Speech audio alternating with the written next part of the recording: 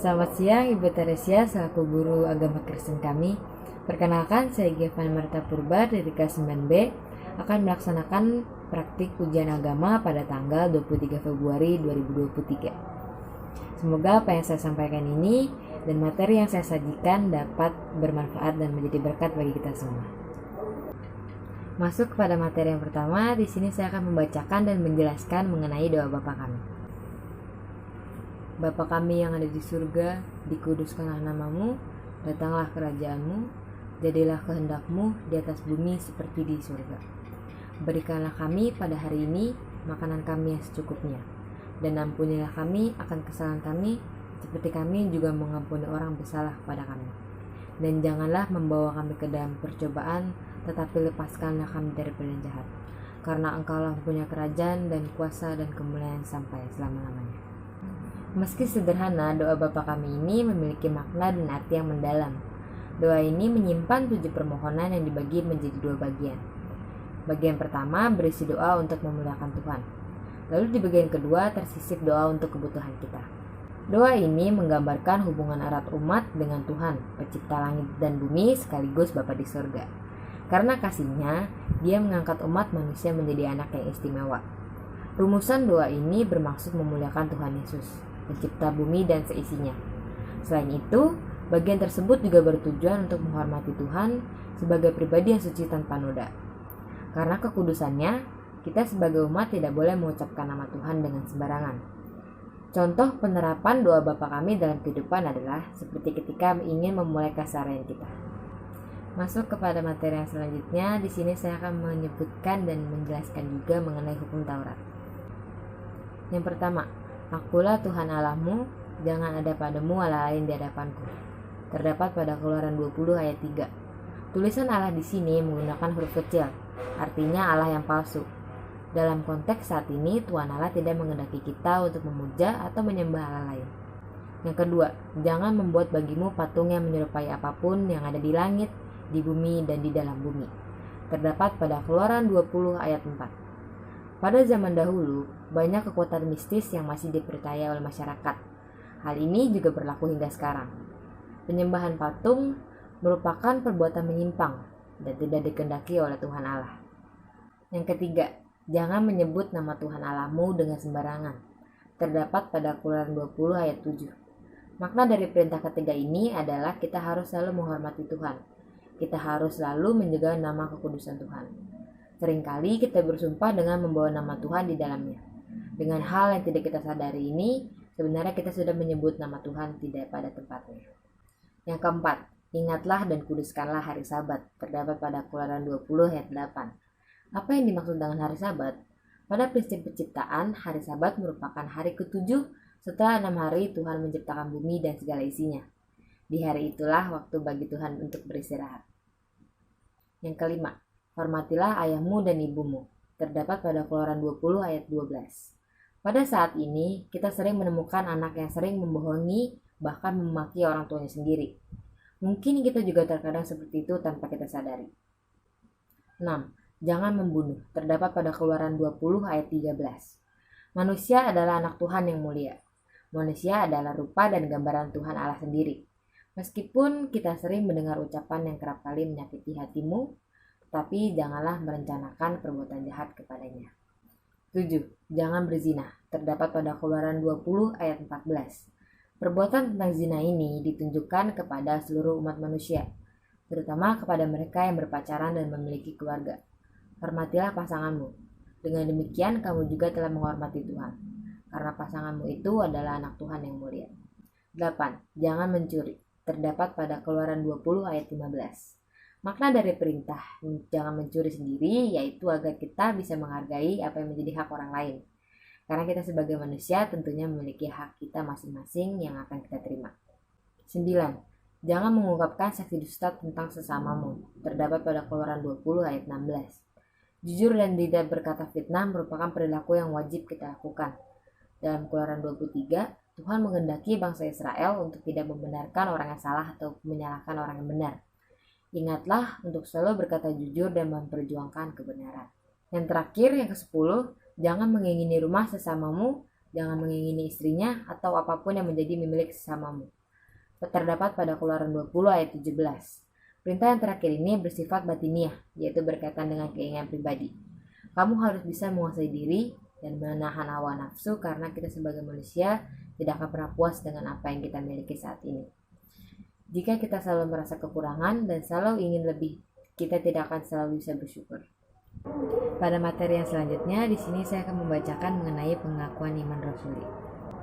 Aku percaya kepada Allah, Bapa yang Maha Kuasa, Khalik langit dan bumi, dan kepada Yesus Kristus, Anaknya yang tunggal Tuhan kita, yang dikandung dari Roh Kudus, lahir dari anak darah Maria, yang menderita sengsara di bawah pemerintahan Pontius Pilatus, disalibkan, mati dan dikuburkan, turun ke dalam kerajaan maut.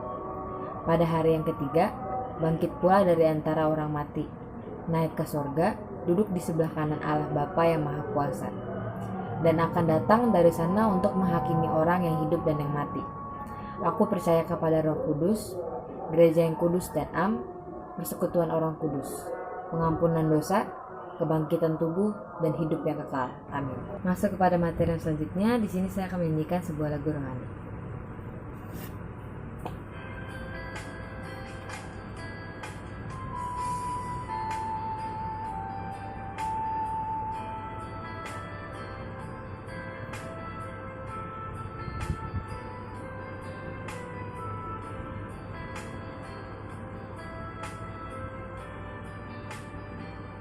Bila kau izinkan sesuatu terjadi, ku percaya semua untuk kebaikanku. Bila nanti telah tiba waktumu, ku percaya kuasamu memulihkan hidupku. Waktu Tuhan pasti yang terbaik, walau kadang tak mudah dimengerti. Lewati cobaan, ku tetap percaya waktu Tuhan pasti yang terbaik. Waktu Tuhan pasti yang terbaik, walau kadang tak mudah dimengerti. Lewati cobaan, ku tetap percaya waktu Tuhan pasti yang terbaik. Lewati cobaan, ku tetap percaya waktu Tuhan pasti yang terbaik.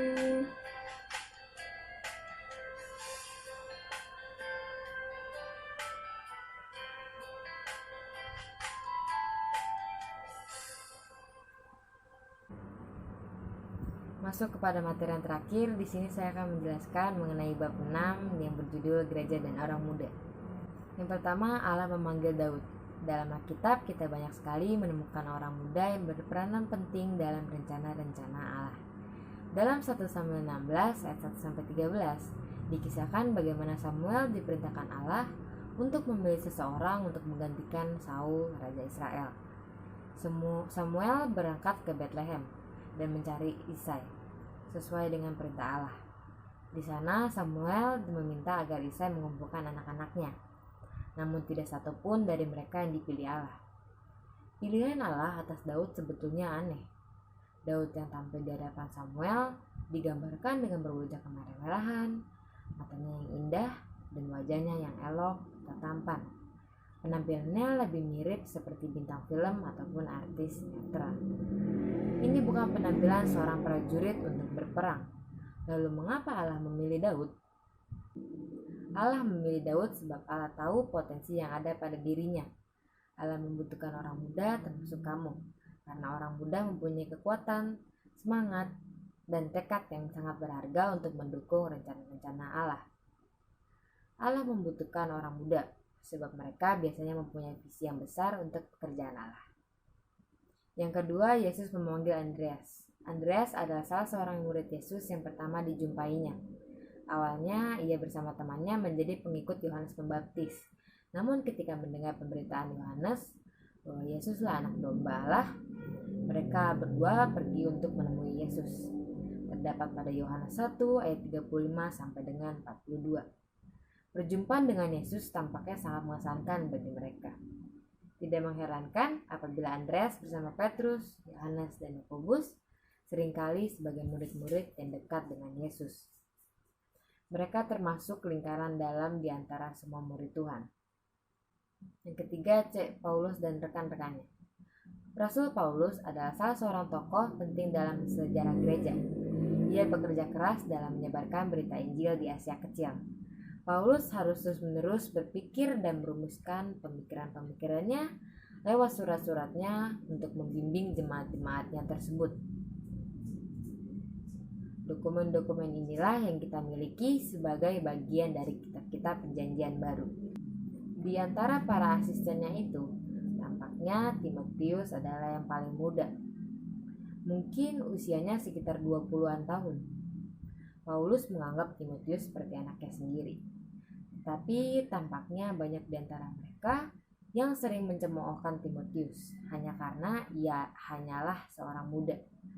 Walaupun ia telah belajar dan mendalami iman Kristen sejak ia masih kecil. Cara hidup ini adalah cara hidup yang bertanggung jawab dan terhormat. Dengan cara-cara itulah Timotius akan mendapatkan pengakuan dan penghargaan dari orang-orang yang ia temui. Gereja membutuhkan orang muda dalam masa depan gereja.